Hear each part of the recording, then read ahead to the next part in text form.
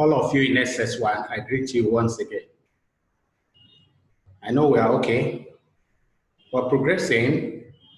This is a week 8 work, according to the scheme of work. Hope you are reading wherever you are. Hope you are watching the video and picking the messages as I've told you. All right, we will look at what you have for today, or what I have for you today, rather talking about agriculture in Nigeria. Remember, I've told you this time we'll be talking about Nigeria. Things in Nigeria. Last week we looked at population of Nigeria. Today we're looking at agriculture in Nigeria. In our previous work, before last week, we talked about climate of Nigeria and the vegetation too. We talked about the forest, we talked about the kind of soil that are seen, zone of alluvial soil, talked about, for example, talk about the North Central, those states that belong. Then we talked about zone of lateral soil, those of sandy soil, and so many others. Then we looked at the kind of crops that are grown, especially in climate. So those desert, hot climate, desert climate, we have a crops that are drought resistant, that are grown there, that can do well even when the rain is not too much. We talked about the groundnut. Also talked about the southern part of Nigeria, we had the forest vegetation, talking about Benin precisely, Sapele, and so many other places. Then we're relating agriculture to climate and vegetation. Today we're majorly looking at agriculture in Nigeria. That is what we're looking at today. Then what are the objectives for the lesson, as we normally do? One, at the end of the lesson, you should be able to describe the major agricultural practices in Nigeria. Two, identify major cash and food crops in Nigeria. Three, locate where these crops are found on map. Then four, explain the importance of agriculture. Five, discuss the problems of agriculture in Nigeria. And then lastly, suggest solutions to the problems. These are things we have today. You will not tell me you're in SS1, you've not heard of agriculture before, even if you're not a farmer. Just junior classes, you have done it even first term before you swing into or swap, or you were swapped, or you were projected into your different career areas. That's what I mean. You must have done agriculture or offered agriculture in just 1, 2, 3. The definition you had then is not far different from what you will hear now. That is, it defined as the cultivation of crops and rearing of animals for the use of man. That is the general definition of agriculture. You do not cultivate crops. That is, you want to produce rice, you cultivate, you plant it, you begin to grow, you clear the weeds, begin to do until you harvest. That is the cultivation we're talking about now. It has processes. And then you are rearing animal. You start to rear the animal at 1 year, 2 years. It could be cow, it could be cattle, it could be sheep, it could be goat. Depend on the animal. It could be any of the animal. So begin to train until it becomes mature. Why are you doing all this? For the use of man. If it is just for waste, it is not really agriculture. That's what I mean. Then we have the types of agriculture. One of them is mechanized agriculture, called plantation agriculture. This one, you have a plot of land, you just do one particular, it is also called monocropping. It's a monocropping system. That is, you plant only one particular crop on it. It could be rubber. Perennial crops are mainly grown here, like the rubber, the cocoa, palm. You have to go to palm oil plantation, you see it. It's palm oil that you see, the palm tree, palm oil tree, palm oil tree. So you don't see rubber missing it. If it is rubber, it is rubber. And they use large area of land, because if it's small, you plant only to occupy the land. That's what I mean. This normally done. And then it is called mechanized agriculture, because most times they use machines to do that, not just use of a small tool like the H-group implements, like the cutlass and the hoe. That's what I mean by then. Another type is the subsistence agriculture. From the word sustain is where you get subsistence. Those to take care of you and your family. That is what this one is meant for. They sell little or none to the market. They just produce it for family consumption. Then they use this crude equipment or implement. I've told you, the cutlass, the hoe. This is what you are seeing here, the cutlass. the hoe. These are things that are used, and they use small land because they don't sell. It's not mechanized, so they use small land.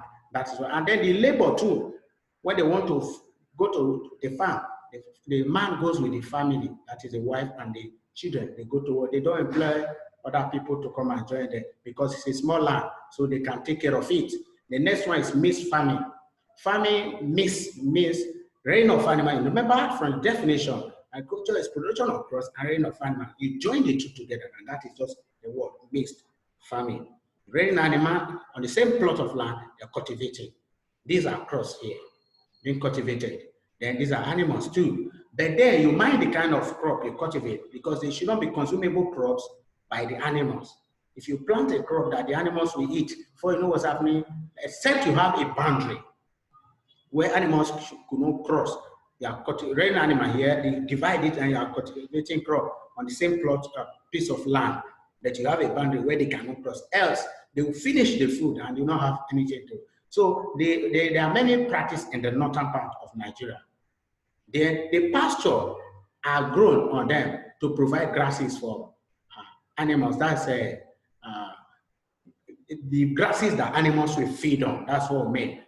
They are grown there, then it's for the animals, the grasses that are there. Then the crops are for consumption, like the food crops like rice, maize, and others. I've told you there are many practices in the northern part of the country. They will have intensive agriculture. This one is done on a small piece of land because of shortage of land, mainly in the urban area like Lagos, Kano, and so many others. Crops that are grown there include the flower, vegetable. These are crops. And there's continuing of cropping or cultivation throughout the year. You plant the vegetable, after a while you harvest, you plant again, they begin to disturb the land for a whole year, almost the whole year. You begin to cultivate on them. Why? Because there's shortage of land, almost throughout the year. That's what crop rotation is also practiced. You plant ugu now, you plant maize, later you plant vegetable, you plant, later you plant rice, but you are disturbing the land, planting on it throughout the years. You can rotate the crop that you want to be there. It is practiced, like I've told you, in the cities like Lagos, where you have a inadequate land or where land is not abundant. Then crop rotation too is, I've told you that the intensive farming has to do with crop rotation. That one is, this crop rotation means you plant one crop, then you also plant another crop. You change the kind of crop that you are planting. That's the meaning of rotation. On a piece of land, it could be 3 to 5 crops, or as the case may be, planted on a particular piece of land, but you have plots for them. This one is plot A, it could be for rice, plot B for maize, plot C for yam. Then there's also a method that is done when you want to rotate crop. After planting yam now that has deep roots, then you want to plant another crop. You shouldn't plant a deep root crop again because the nutrient, the root has gone down to eat up the nutrient beneath. If you plant another one, that one may suffer that. So you plant a shallow root crop like the maize, the one that has root that will not go too deep. And so you plant that one again. So that one, while the yam was eating the nutrient at the down, the ones at the top were surviving, were remaining. So when I plant the maize, the down soil will be regaining fertility, while the upper one now, maize, will use the nutrient there. So it can be rotating it that way. That is crop rotation. Then we have another one called shifting cultivation. In this one, a farmer plant and plant and plant, or cultivate and cultivate on a particular parcel of land, or piece of land. After a while, when he has used up the fertility of that land, he will pack his family, they will leave that particular place for another. It is done where you have abundant land. When land is not abundant, you cannot leave that land. You will still be able to or want to come back to that particular land. They plant crops. The crops that planted or grown include the maize. This is maize. This season, all of us are eating this now. This is rice. You cannot tell me you have not eaten rice in your. These are the crops that are grown. Then simple farm tools and family labor are used, like I've shown to you the market in terms of subsistence agriculture. We talk about the simple farm tools when we're dealing with subsistence agriculture. That is the cutlass and the hoe. These are the simple farm tools. Don't do mechanization there. That's what we mean. They are also used. These tools are also employed here. Then food crops are these that I've told you. It means farmer and a family moving away from one particular piece of land to another after he has used the cultivated long on that particular land. That is shifting cultivation. Another one is pastoral farming. Pastoral farming. Pasture has to do with grasses. Then you have a plant, normally mainly practiced in savanna belt of the north. It is called nomadic herding. Nomadic herding. That is, you use grass to feed animals. Animals are being reared. It involves the movement of cattle and other animals from one place to another. And these people are called Fulani herdsmen that move these animals. These are Fulani herdsmen. Then these are the cattle.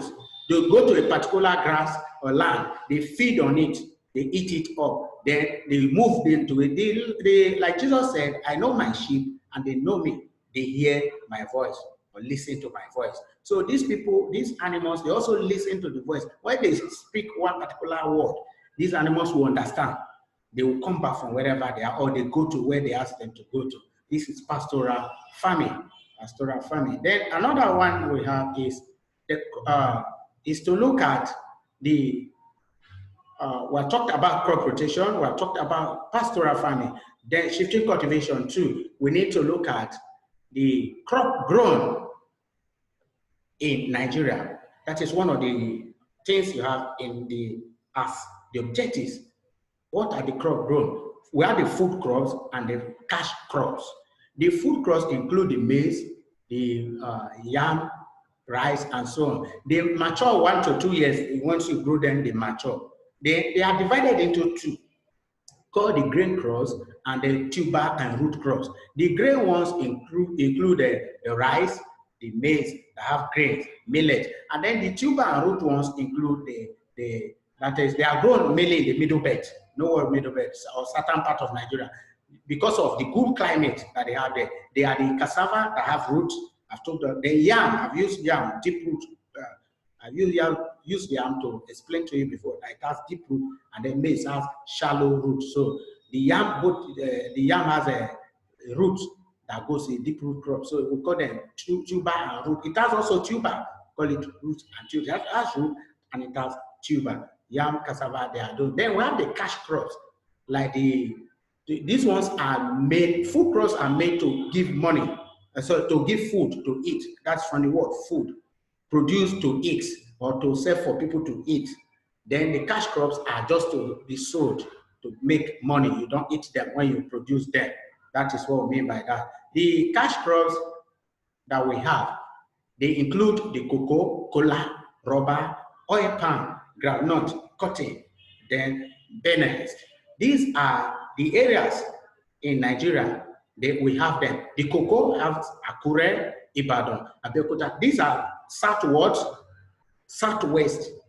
of Nigeria. Then cola, we also find them in the southwest as well. Rubber, you can see that they are found in the south. The Benin, Calabar, Sapele, oil palm. Most of the areas start at southeast and south. Aba is in southeast. Owerri, southeast. Benin, south. Port Harcourt, south. Then groundnuts, seen in the north. I've discussed that under climate and vegetation. Kaduna, Kano, Katsina, Bauchi, these are areas. Cotton too, seen in the north. Zaria, Kaduna, Kano, Bauchi, these are areas. Then Benue is seen in the northeast, that is Benue. Sorry, not central, Benue. We're talking about the Benue, that's Makurdi side, Benue. So these are the area we see have these crops, and then the kind of crops that are grown in these parts of the country. You know what south is? We talk about Benin, you know where south is. Talk about Akure, you know where southwest is. So talk about Owerri, you know where southeast is. So talk about Kano. You should know all these things now. The northeast and the Yobe, Maduguri, talking about Borno State, those are northeast. So you should know all these things now, that when we talk about northeast, northwest, north central, south south, southeast, and southwest. These are crops that are grown in all these different types of the part of the country. Then we also need to look at crops and their requirements. For example, the cocoa we're talking about is a cash crop, oil palm, granite. These crops, they have their requirement. The granite, what granite may need to survive could be different from what cocoa will need to survive. But for example, cocoa needs deep clay and non-acidic soil.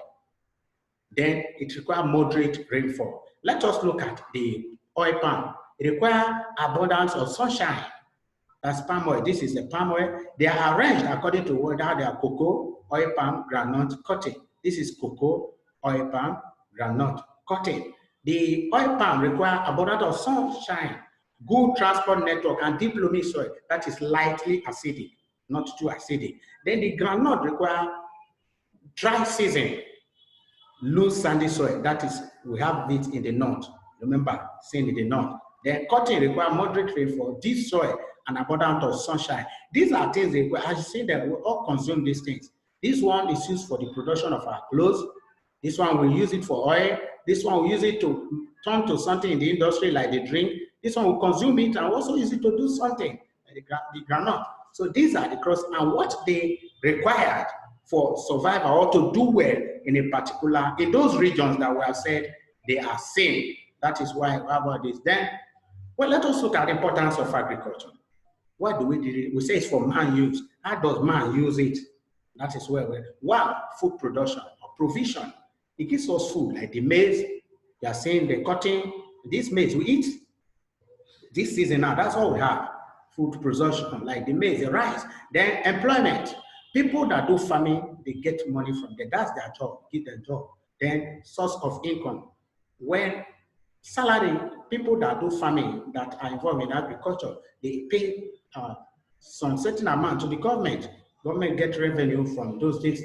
Then provision of raw materials, like the clothes I've told you, cotton is used as a raw material for clothing.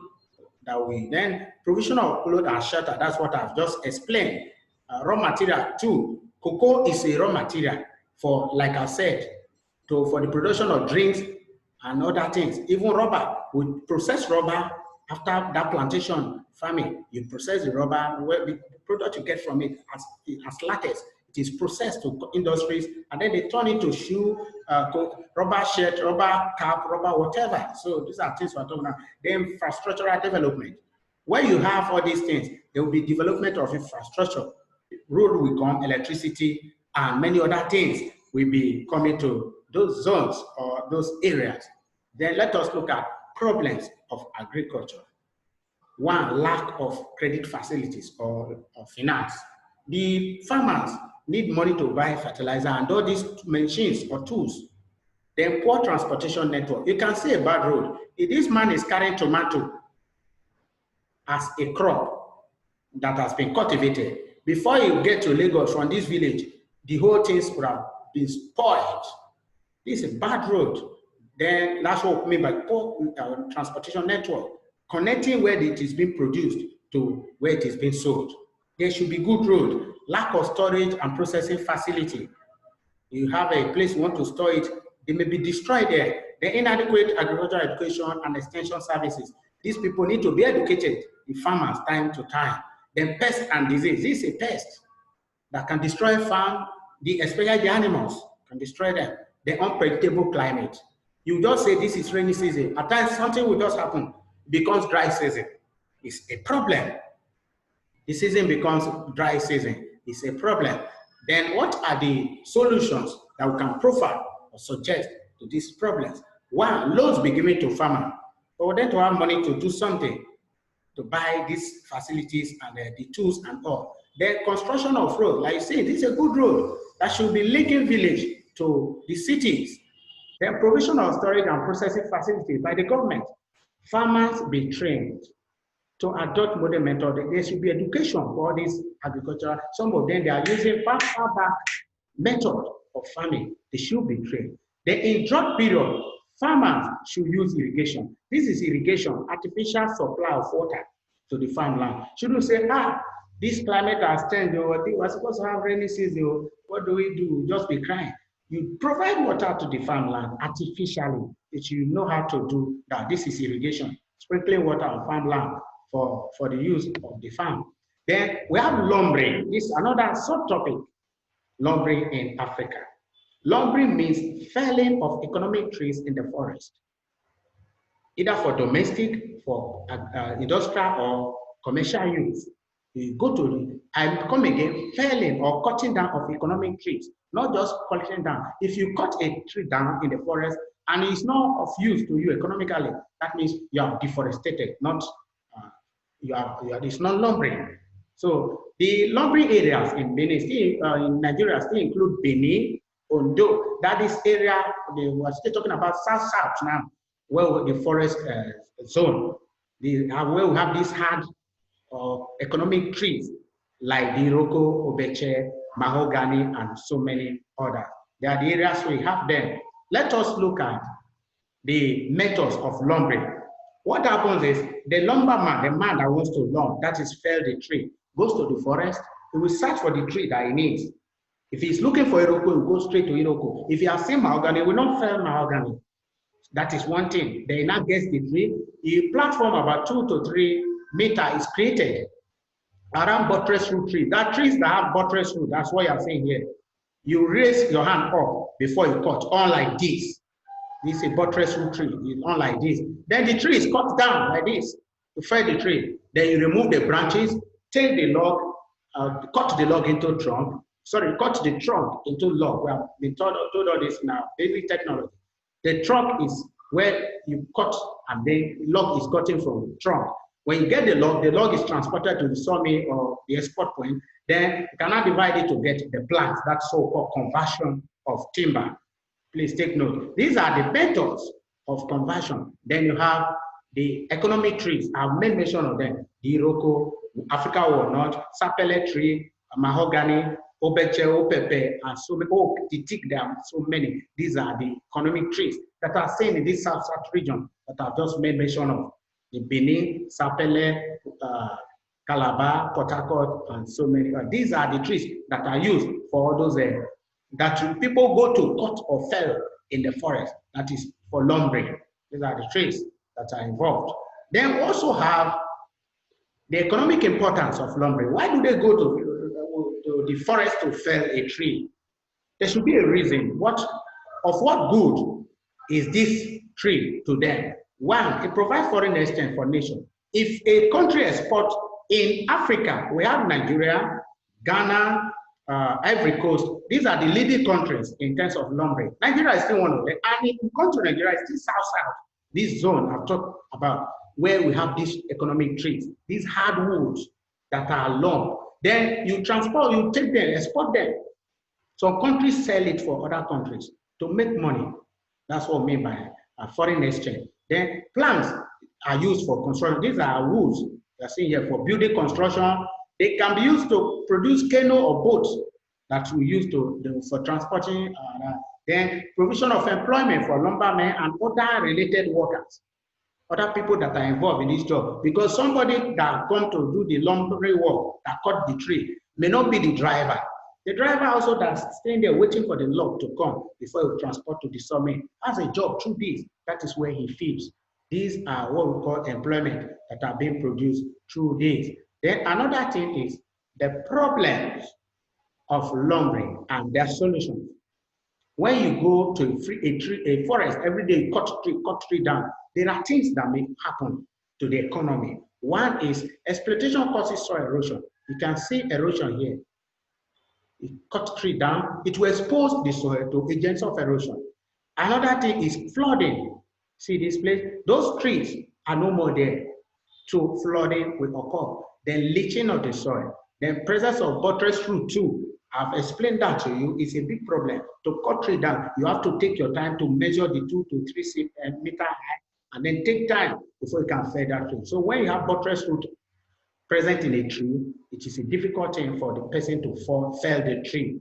Then high cost of transportation or transporting moving log from where it has been cut now to where they want to use them. What are the solutions? There are solutions to this problem. Some of the solutions are road should be constructed close to lumbering area. Then bush burning be discouraged. This bush burning. If you burn a bush, the forest will disappear. That's another thing. There are many other problems too that are associated with lumbering. And then these are the ones we are looking at. When I tell you there are many others, you can name as many even in your area. Then bush fallowing be discouraged. That is, you use a bush, a particular land, you leave it for it to fallow for like 2 to 3 years. After that, you come back again.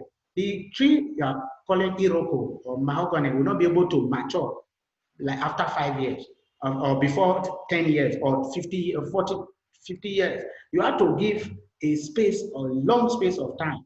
Even 20 years, Iroko will not be able to mature before you can cut it down and use it for this.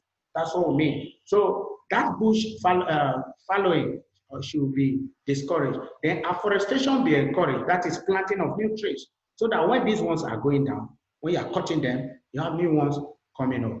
Forest gas should be used too to monitor indiscriminate felling or people going to forest to just fell trees. They should use them and ensure that when they cut one, they replace them by planting two. That is how the forest can do well. When you cut one, you replace by planting two. Then fishing is another thing we want to look at today. You may say, we have talked about this, we have talked about that, we have talked about, yes, fishing. What you know about fishing is catching of fishes. It could be in river, could be in pond, could be in ocean, just to catch fish, either for sale or to eat. That is the word fishing. That's how it is in Nigeria. You go to river, go to lagoon, go to lake, or anywhere you get it, just catch it, and then you eat or you sell it. It is called fishing. You see a river, somebody may stay here and then catch the fish. You may be swimming in the river and then catch the fish. That is just the word fishing. We have fishing areas in Nigeria. It is divided. That's how we get fish. I've talked about the pond, the ocean, the river, and so many others. The one you do carried out on pond, river, and lake is called inland fishing. Please, they just have inland navigation and then ocean navigation. So the one you do inside river, pond, and lake is called inland fishing. Then another one you do inside creek or the lagoon along the coast is called the lagoon or creek fishing. Then lastly, we have the deep sea or ocean fishing. That's when you fish inside the ocean or down in sea or ocean. That is called the deep sea fishing. Please take note of it. These are the areas. That is the drainage now. Water bodies we're talking about, where have the name given to them when you fish here or fish here. What name do you give to them? That is what we are talking about here. Then we also need to look at these fishes we are talking about. The method we use to catch them, not just catching fishes, like use of trap. You use trap to catch them. You set the trap, the fish will enter there. Then you have hook. You see this man is using hook to draw. This is net too. One hook here, and then the other. You can use hook to be catching, using net to draw, but the fishing net too. That is what Peter did in the Bible that we know, the use of net. Then we have types of fishes, or fish, that like the shark. This is a shark. Tilapia, electric fish, that one that has a shiny something. You have the cote, whatever name, you call them carps and so many others. They are types of fishes that we have in Nigeria. It could be different from what is seen or what they have in America. But all what we are discussing is Nigeria, Nigeria, Nigeria. The importance of fishing. When you fish, why do you fish? We have said this is that for sale or for consumption. That is provide employment too. Those that go there to do, that is their job. You don't go to school to teach as I'm doing. That's their work. Employment. Then provide food. You eat crab. This is crab. Tilapia we eat. Cote we eat. Titus we eat. These are fishes that are seen through fishing. Then it promotes tourism. People go there. We like this, like this, like that. It is revenue, both for the fisherman and the government. It gives money. That's what I mean by yielding revenue. Then we also need to look at cattle rearing in Nigeria. I've told you, if you say, it's talking about another thing. Yes, these are things you need to know because of the topic. Cattle rearing means, we're talking about pastoral farming and then nomadic herding. While we're discussing agriculture before now, it is practiced mainly in the north.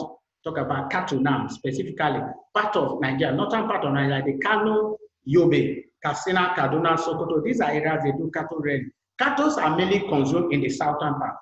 They rear it there and then they sell them to us in the southern part, like Enugu, Port Harcourt, Lagos. This is where we consume the thing in Badon and so many others. So the direction of flow is north to south because they produce there and they sell it for us.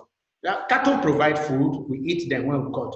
They give employment too to those people that do the job, the Fulani herdsmen. That's their job. That's why when you kill one of their cows, they will not be happy. Once the cow is not there, there is no job for them. It gives revenue too, both to them and the government and so many other. Even milk are gotten from them.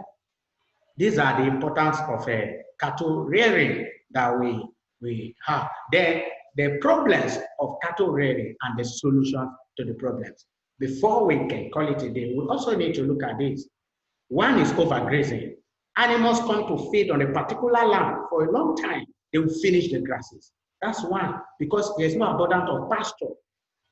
Another one, reliable rainfall. This rainfall, if there's no rainfall, there will be what we call desert encroachment. I taught you that in the last 10. The presence of fly, another insect. This is an insect, fly specifically. We destroy these animals. When it affects them, they will begin to fall sick and they begin to die. Like the inadequate pasture area, that's what I've said. Some solutions that we need to profile to these things are one, ranching, that is artificial growing of pasture.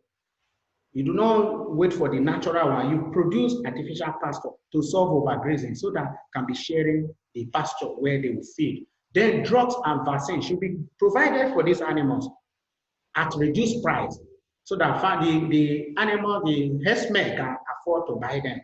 The encouragement of nomadic education for the Fulanis. These people that do this job, they need to be educated so that they will not be doing overgrazing and other things. We have to look at what we have said in a recap. We've said agriculture is the production of food or cultivation of crops, rather a rearing of animals for man's use. We talked about the types of agriculture, the pastoral farming. We talked about the rotation, crop rotation, shifting cultivation. We talked about intensive agriculture, planting for a whole year, cultivation for a whole year. And then it's done in a small land because there's no abundance of land and many others. We talked about the use of tools too. We talked about the mechanized or plantation farming where we plant perennial crops and on a large land and then mechanized way. We have talked about importance of agriculture, that it provides food, shelter, employment, and so many others. We also talked about the solution to the problems of agriculture. We said a lack of credit facility or finance. Then we also talked about inadequate land. We talked about pests and diseases and others, and also proffer solutions to these problems. Then we went further to talk about lumbering, felling of economic trees in the forest for use, either commercial or industrial use or domestic use. Then we talked about areas, we see all these trees in the country, and South to talk about the Benin, Sapele, and so many others. We also talked about the importance or methods of lumbering. We said you look for the tree that you need, you create 2 to 3 platforms. If it is buttress, then you fell the tree, you cut the trunk into log, and then you transport, remove the branches and they transport. So these are things we said. Then we said the importance of this timber too. They are used for construction. We said they are good used for road construction, used for building construction, for furniture making, employment and revenue, and so many others. Then we looked at that, want for that to look at fishing. We said the process of catching fish in river, sea, lagoon, and many others. Then we divided them in the areas as deep sea fishing, that is fishing in the sea. We talk about inland, we're using the river, lake, and then and the others. Then we talk about the third type, that is the Greek and the lagoon fishing, that is using lagoon and Greek. Then we talk about importance of fishing too. That gives us food, employment for the fishermen, and so many others. We also went further to look at cattle rearing.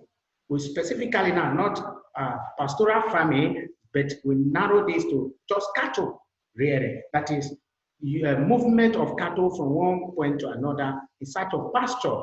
That is what is done by the Fulani herdsmen. We said it is mainly done in the northern part, and the cattle are consumed in the southern part. We also looked at the problems of this cattle rearing. Talked about one, pest and disease that feed on them, the inadequate or unavailability of pasture that it affects them too. Then we also look at the solutions. We said overgrazing is one of the problems, and we said there should be a kind of artificial production of pasture to solve overgrazing. Then we also looked at education for the Fulani herdsmen and so many others. We keep giving you videos until we finish the term or until we come back after the coronavirus issue. If you watch a video, I always advise you pick the message that is being sent through the video. As you watch the video, you have questions, please private chat me, I will give you the solution. Don't just watch video for watching's sake. This is what I always advise you, because we are putting effort and resources to make sure we give you what you need. And then don't just stay on platter of laughter and other things or play, and then just waste our effort that way. It is well with us. Stay blessed. Thank you very much. I am still Mr. Albert. Thank you.